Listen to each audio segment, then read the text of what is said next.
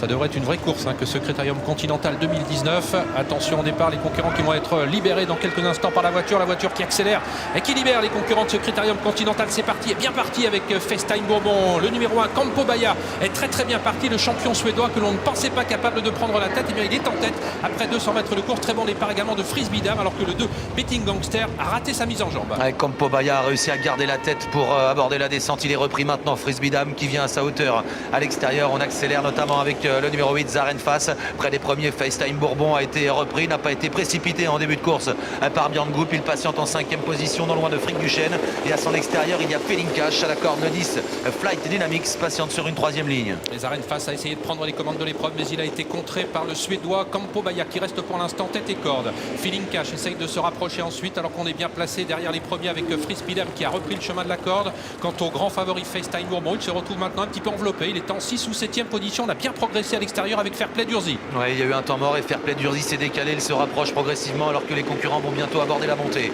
Campo Baia en tête, dans son dos Frisbee Dam, Feeling Cash 3e.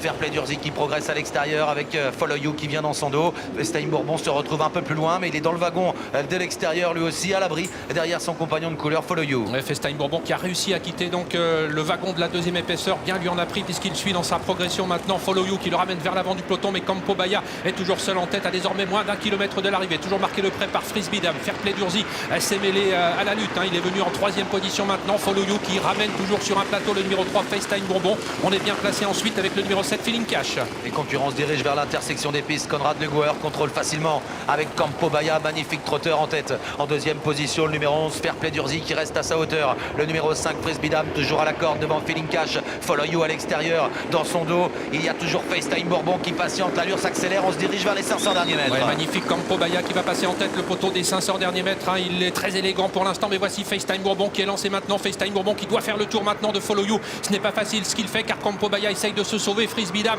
reste au contact. Les premiers derrière, c'est un petit peu plus dur avec Flèche du Yuka qui s'extirpe du peloton maintenant. Match entre les deux champions européens. Campo Baia qui a l'avantage pour pénétrer dans la ligne droite maintenant, même si FaceTime Bourbon est lancé à sa poursuite. Campo Baia qui fait la faute alors qu'il semblait avoir course gagnée. FaceTime Bourbon qui prend le meilleur maintenant. Flèche du Yuka qui va venir prendre la 2e place à Frisbee Dam qui se défend bien. Ensuite, nous avons Fun Quick qui va tenter de bien terminer, de même que Fighter Smart. FaceTime Bourbon qui va s'imposer dans ce Critérium Continental à quelques jours du Prix d'Amérique. Flèche du Yuka sera 2e, Frisbee Dam 3e.